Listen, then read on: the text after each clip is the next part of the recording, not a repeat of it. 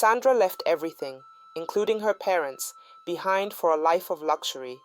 But what does that choice cost her? Find out in this gripping continuation. If you haven't seen part 1, check the pinned comment for the link. Thank you all for your support. We really appreciate you. When Sandra graduated, her heart was bursting with excitement. She had spent years dreaming of a new life in the city, away from the struggles of her humble village. In her mind, she envisioned herself walking through bustling streets, dressed in stylish clothes, working a job that would make her parents proud. She could already see herself fitting in with the city's elite, finally living the life she believed she deserved. At first, Sandra felt unstoppable. She spent her days attending interviews, meeting people, and exploring the city. She could almost taste the success she'd dreamed of. But as the weeks passed, things started to feel less hopeful. Despite all her qualifications and good impressions, none of her interviews turned into actual job offers. Companies that seemed interested during the meetings would go silent, leaving her hopeful and then disappointed over and over. As her savings dwindled, Sandra began to feel the first twinges of anxiety. Her small, shared apartment didn't feel as cozy anymore. She'd lie awake at night, wondering what was going wrong, trying to shake off the creeping sense of failure. Just when she thought things couldn't get worse, Sandra received a call from an unknown number. It was one of the many companies she had interviewed with, finally offering her a job. She could barely contain her excitement. At last, she thought, she was on her way. Sandra threw herself into her work, determined to make a good impression. She stayed late, took on extra tasks, and made sure her superiors noticed her dedication. But as the month ended, her joy was short-lived. She was called into the manager's office and told that she had made a serious error, transferring company funds to the wrong account. The loss was significant, and despite her apologies, the management decided to let her go. Sandra felt her world crumbling. The job that was supposed to be her big break had ended just as quickly as it began, leaving her feeling humiliated and defeated. With no job prospects and a growing sense of emptiness, Sandra began to crave companionship. She was lonely in a city that seemed to swallow her dreams whole, and she wanted someone who could make her feel special again. At a friend's wedding reception, Sandra met Emeka, a tall, confident man with a steady job as a marketing manager. His warmth and attention made her feel seen and valued, and for a moment she dared to hope that love could fill the gaps left by her broken career. Emeka seemed perfect, and Sandra let herself believe that maybe this time she had found someone who would stick. But only a few weeks into their relationship, Emeka vanished. He stopped responding to her calls and texts, leaving Sandra hurt and bewildered. She had thought he was different, someone who cared. Instead, she was left feeling used and discarded. Determined to keep going, Sandra put on a brave face and told herself there were still opportunities out there. One evening, as she walked home, a car pulled up beside her. The man who stepped out introduced himself as Kunle. He was handsome, with a refined charm that hinted at a life of wealth and privilege. Kunle was an investment banker, and he had a confidence that made Sandra feel safe. They began dating, and Kunle seemed to provide her with everything she had dreamed of: expensive dinners, luxurious gifts, and his undivided attention. But soon, Sandra noticed something unsettling. Kunle had a sharp edge to him. He was quick to anger and often dismissed her feelings. One day, Sandra went to Kunle's apartment, only to find another woman there, a woman who wasn't his wife, but another woman he was seeing. Realizing that she was only one of many, Sandra felt humiliated. With a heavy heart, she walked away, feeling once again like she had been used and discarded. By now, Sandra's spirit was broken. She was running out of options, out of hope, and out of reasons to believe that things would ever improve. Then she met Chidi, the son of her landlord. He wasn't the kind of man she would typically notice. He was rough around the edges, jobless, and a little too forward. But he showed her kindness, and she was so lonely that she allowed herself to give him a chance. Chidi began spending more time with her, and Sandra found herself clinging to the small sense of companionship he offered. But soon, Chidi started asking her for money, promising that he'd pay her back when he found work. Sandra, desperate for someone to stay, convinced herself that he'd keep his word. But one day, after borrowing more than she could afford, Chidi vanished without a trace, leaving her heart and her wallet empty. By now, Sandra was barely holding on. She was living day to day, selling her designer clothes and bags just to afford food. The dreams of luxury and success felt like distant memories, and each piece she sold felt like losing a part of herself. One evening, as Sandra sat alone in her cramped room, she began to think of her parents. She wondered how they were, what they might be doing, and if they ever thought of her. A deep, painful guilt washed over her as she remembered how she had left them without a second thought. She had been so determined to make a name for herself that she had pushed away the only people who truly loved her. For the first time, Sandra felt a strong urge to call them, to hear their voices, and to tell them how sorry she was. But as she searched through her phone, she realized that she no longer had their contact saved. She had deleted it, probably out of pride, and now, sitting alone in her small room, she felt the weight of that decision. She whispered to herself, "What have I done?" The thought of returning home felt overwhelming. She couldn't even afford the bus fare, and even if she could, what would she say to them? She promised herself that she would visit them as soon as she found a stable job. But deep down, Sandra knew that promises to herself had always come with excuses. After failing to secure a stable job, Sandra found herself in a constant struggle to even provide for her basic needs. Days of surviving on little food and worrying about her next meal drained her spirit. The designer clothes and handbags she had once cherished became her lifeline as she sold them piece by piece to afford food and rent. As time passed, Sandra felt an overwhelming sense of desperation. She had lost hope in her dreams and was slowly losing faith in herself. It was during this low point that she reluctantly allowed herself to cross a line she had once vowed never to. She began dating married men. Her first serious relationship with a married man was Alex. Alex was confident, successful, and charming. He treated her to expensive dinners, gifted her clothes, and even offered her a sense of stability.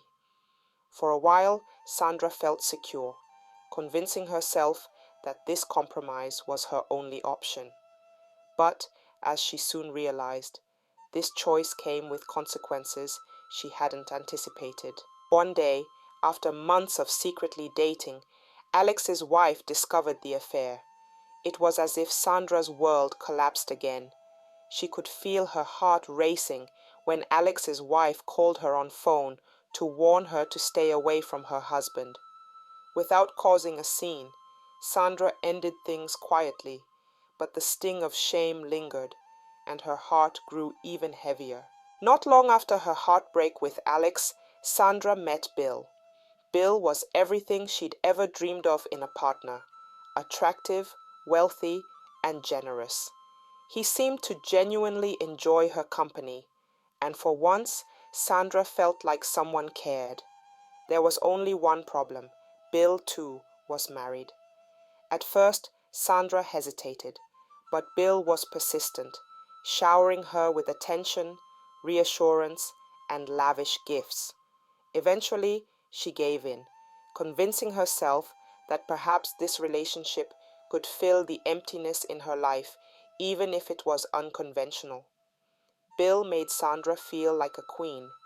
He spent nights at her place, whisked her away on luxury vacations, and spoiled her with designer clothes and jewelry. Her wardrobe transformed, her home sparkled with new things, and her once humble life looked glamorous. He even surprised her with a brand new luxury car. For the first time in ages, Sandra felt that her life was finally looking up. But just when she thought she had found her place, the illusion shattered. Bill's wife, noticing the change in her husband's behavior, grew suspicious. Bill had become distant, rarely coming home and offering excuses that didn't add up. One evening, she decided to follow him. Bill and Sandra were having a quiet, intimate dinner at one of the most luxurious restaurants in the city, completely unaware of the storm brewing. Sandra, dressed in an elegant dress he'd bought her, smiled, feeling as though she had truly arrived at the life she had always wanted. Suddenly, the air grew tense as a woman's voice cut through the soft murmur of the restaurant. Sandra looked up to see a woman standing near their table, her face set in a cold, furious expression. It was Bill's wife. Sandra's heart pounded, and she felt the eyes of the entire restaurant on her. Bill's wife stepped closer, addressing Sandra directly, her voice laced with venom. "So, you're the reason my husband's been lying to me. The car, the clothes, all of it, on my money? Did he tell you that everything he gave you was bought with my earnings?" Sandra was too stunned to respond, frozen in her seat as the words sank in. She realized with crushing humiliation that the luxury she had been enjoying wasn't even Bill's. It was his wife's. The wife snatched the car keys from the table, her eyes fixed on Sandra. "You should be ashamed of yourself," she hissed. "If I ever see you with him again, it won't end this quietly." Bill, now completely silent, lowered his head, avoiding Sandra's gaze as he followed his wife out of the restaurant. In a matter of minutes, Sandra's entire fantasy crumbled around her. The lavish life she had embraced was gone, leaving her with nothing but a deep sense of disgrace and emptiness. After days of solitude and grief, Sandra decided she couldn't bear being locked away in her room any longer. She felt trapped not just by her surroundings, but by her own mistakes, regrets, and the haunting memories of everything she had lost. Desperate for a change of scenery and a bit of fresh air, she mustered up the courage to go out, hoping that the night would offer her a momentary escape from the turmoil inside her. She found herself at a quiet bar, tucked away in the corner, her gaze lost in the distance. As she sipped her drink slowly, Sandra's mind kept circling back to the people she had pushed away, the family she had neglected.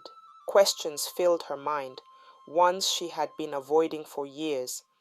What must my parents think of me now? How could I have let things fall apart like this? What have I really done for them after all their sacrifices? Lost in her thoughts, she didn't notice a young man approach her table until he gently cleared his throat. Startled, she looked up to see a warm, kind face staring back at her. The man introduced himself as Andy, and his genuine smile softened her defenses, if only for a moment.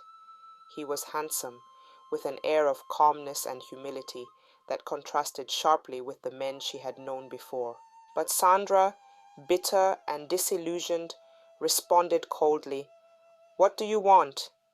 Are you just another man ready to use me and leave when you get bored?" Andy was taken aback by her tone, but rather than walking away, he felt a strange sense of empathy for the hurt he could see in her eyes. "I don't mean any harm," he said gently. You looked like you could use someone to talk to. Sandra scoffed, pushing back the surge of emotion that had begun to rise in her chest. She grabbed her purse and left the bar without looking back, too proud and too wounded to let a stranger see the depth of her pain. A few days later, as fate would have it, Sandra ran into Andy again. This time, she was in a quieter state of mind, her defenses lower. She noticed how he looked at her, not with judgment or pity, but with a gentle curiosity and understanding. He approached her once more, his voice as calm and reassuring as it had been the first time. "Hi," he began. "I hope I didn't offend you the other night. I only wanted to make sure you were okay."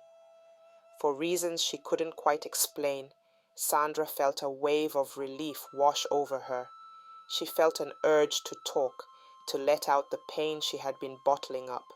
She found herself opening up to Andy, sharing bits and pieces of her recent heartbreaks, the painful break with Bill, and the crushing shame of losing everything she had once cherished. Andy listened, never interrupting, nodding occasionally, his expression soft and compassionate. His patience made her feel, for the first time in ages, that someone cared. Over the following weeks, they met more often, and Sandra began to feel a sense of peace she hadn't known before.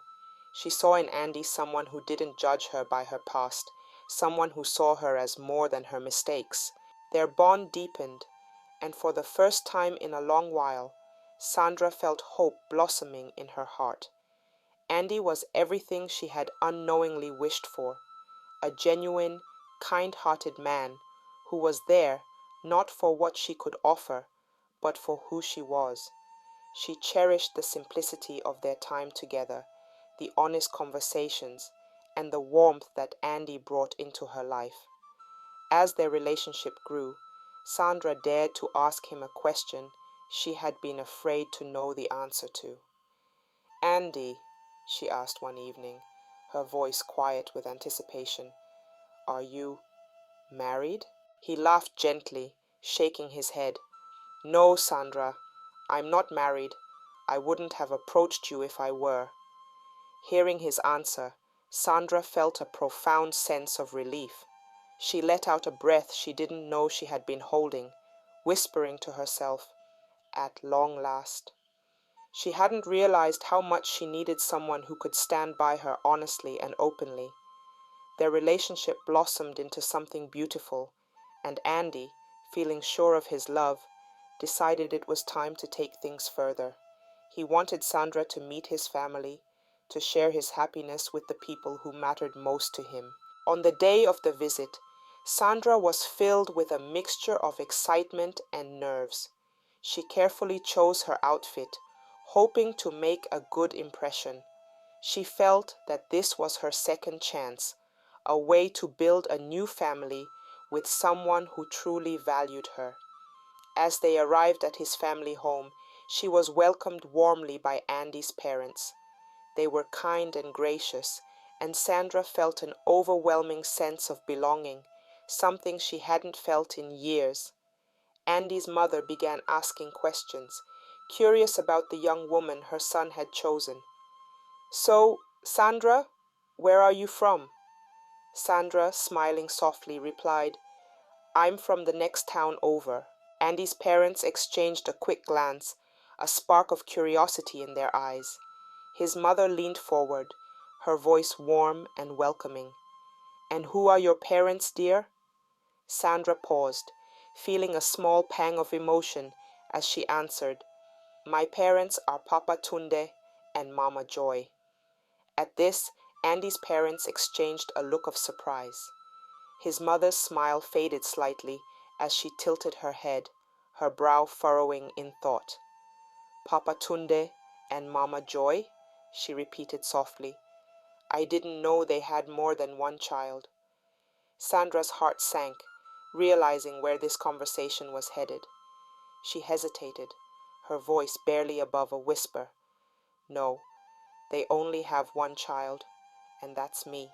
A heavy silence fell over the room as Andy's mother's expression shifted from surprise to something colder, something that stung Sandra more than any insult ever could. She set her water down with a soft clink, her eyes narrowing as she looked at Sandra with a mix of disappointment and disapproval. "So, it's you then?" she said quietly, her voice sharp and unforgiving. "You're the one who left them, who disappeared into the city while they stayed behind, struggling." Sandra felt as if the ground had been ripped from beneath her. Her hands trembled slightly as she looked down, unable to meet their eyes. She hadn't realized the depth of the hurt she had caused, the way her absence had affected not only her parents, but those who knew them, who had seen her family suffer in silence. Andy's mother continued, her tone laced with bitterness. "I'm sorry, Sandra, but I can't welcome someone who could abandon their own family. We know what your parents went through, how they were the talk of the village, wondering why their daughter never came home, never sent word." Sandra felt a lump in her throat, her heart breaking all over again. She looked at Andy, hoping he might say something, but he was silent, his face a mixture of shock and confusion. She realized in that moment that he had no idea of the full story, of the choices she had made, and the people she had hurt. Overwhelmed by shame, Sandra felt tears prickling her eyes. She tried to explain, to make them understand, but the words wouldn't come. The regret, the guilt, the weight of every choice she had made, they pressed down on her, leaving her voiceless. Andy's mother rose, her face resolute. "I'm sorry, Sandra, but I can't let someone like that into our family. We cherish loyalty, respect, and family above all else. If you could turn your back on your own parents, what's to say you wouldn't do the same here?" Sandra's dreams shattered as she felt the cold finality of those words. She looked at Andy, her eyes pleading, but he remained silent, struggling to process the truth he had just learned. As she stood to leave, Sandra's mind raced, a torrent of emotions swirling within her, regret for what she had lost, shame for the hurt she had caused, and a desperate, aching need to make things right. Sandra didn't even know how she managed to reach home after the devastating encounter with Andy's parents. Her legs felt heavy, as though the weight of her past was physically dragging her down. Each step she took replayed the scene in her mind. Andy's mother's harsh words, the look of shock on Andy's face, and the unbearable silence that followed. She felt exposed, judged, and rejected in a way she had never experienced before. As she closed the door to her small apartment, Sandra collapsed onto the floor, her sobs breaking the eerie silence of the room. She cried bitterly, her voice trembling as she whispered, "God, am I being punished for all the bad things I've done? Is this what I deserve?" The memories of her past came flooding back, her parents' tearful faces as she left the village, their sacrifices to ensure her success, the calls she had ignored, the lies she had told about her life, and the way she had abandoned them without a second thought. Every mistake, every selfish decision felt like a hammer blow to her chest. She clutched her chest, tears streaming down her face. "I didn't mean for it to end like this," she whispered. "I just wanted something better. I wanted to make them proud." But even as she said the words, Sandra knew the truth. She hadn't thought of her parents in years. She had been so consumed with chasing luxury and status that she had forgotten the people who had given everything for her. And now, every door she tried to open seemed to slam shut in her face. Sandra sat in silence, staring at the wall, her mind spinning. For the first time in years, she felt completely powerless. She realized she had no one to turn to, not Andy, not her parents, not anyone. The isolation was crushing. After hours of crying and blaming herself, Sandra rose slowly and walked to the small mirror hanging on her wall. She barely recognized the woman staring back at her. Her once bright eyes were swollen and red, her cheeks hollow from stress and lack of proper meals. The reflection before her wasn't the glamorous, confident woman she had imagined she'd become. It was a broken shell of the girl who had left her village so many years ago. Wiping her tears, Sandra whispered to herself, "If this is my punishment, then what can I do to fix it? Is there even a way to start over?" She sat on her bed, the weight of regret heavier than ever.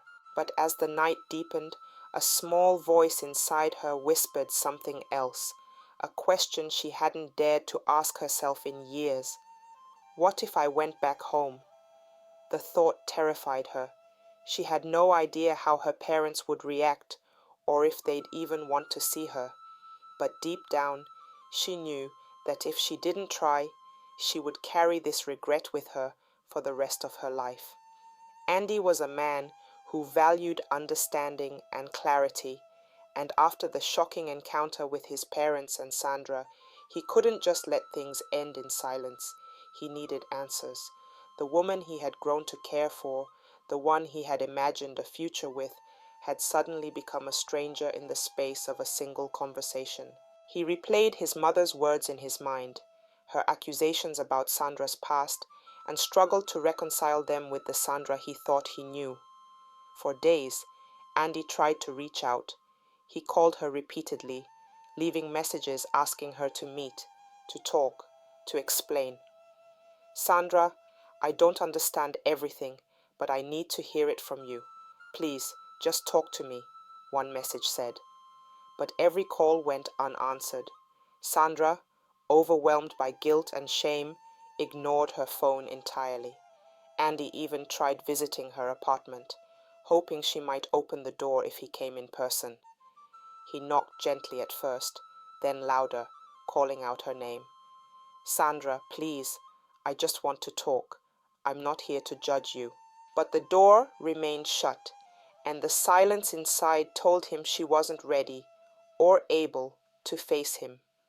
Inside her apartment, Sandra sat on the floor, knees drawn to her chest, as she listened to Andy's voice outside. Her heart ached with every word, but she couldn't bring herself to open the door. She felt unworthy of his concern, unworthy of any kindness. She was drowning in her own self-loathing, consumed by the belief that she was paying for the wrongs she had done to her parents every single second. Andy, still standing outside her door, leaned his forehead against it in frustration. He could sense her pain, even through the barrier that separated them. "Sandra, you don't have to face this alone," he said softly. "I'm here. Whenever you're ready, I'll be here." But Sandra wasn't ready. She felt too broken, too ashamed to even look him in the eye. As Andy finally walked away, his heart heavy with unanswered questions, Sandra curled up in her bed, her mind trapped in an endless loop of regret and despair. The weight of her depression was suffocating, and she felt like every second was another reminder of her past mistakes. She stared at the ceiling, her tears soaking her pillow, as a single thought echoed in her mind. How do I fix this? Is there even a way to make things right? But for now, she had no answers, only the crushing silence of her isolation. Weeks passed, and Sandra remained in her cocoon of regret. The days blurred together, her body feeling heavier with each one. She dismissed her constant fatigue and nausea as stress, but when her period didn't come, she couldn't ignore the possibility any longer. Her hands trembled as she stared at the test. The bold lines confirmed what she already suspected. Sandra was pregnant.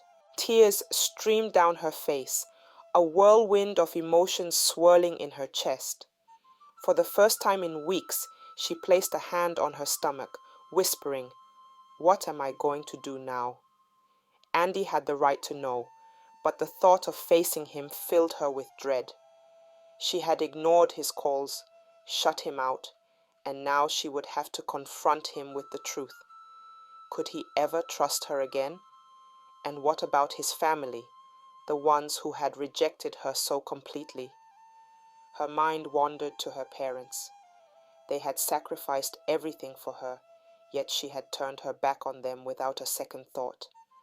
Now, as she sat alone in her tiny room, she realized she was repeating the same pattern of selfishness. Would they even accept her after everything? Sandra sat in silence, her thoughts broken by the faint sound of her phone buzzing. Andy's name lit up the screen. Her hand hovered over the phone, her heart racing. What would she say? Could she even face him now? She set the phone down and stared at the ceiling, her tears falling freely. God, she whispered, please show me what to do. What will Sandra do next? Will she confront Andy with the news? Is she ready to face her parents? And how will she handle the judgment of Andy's family? Watch out for part 3.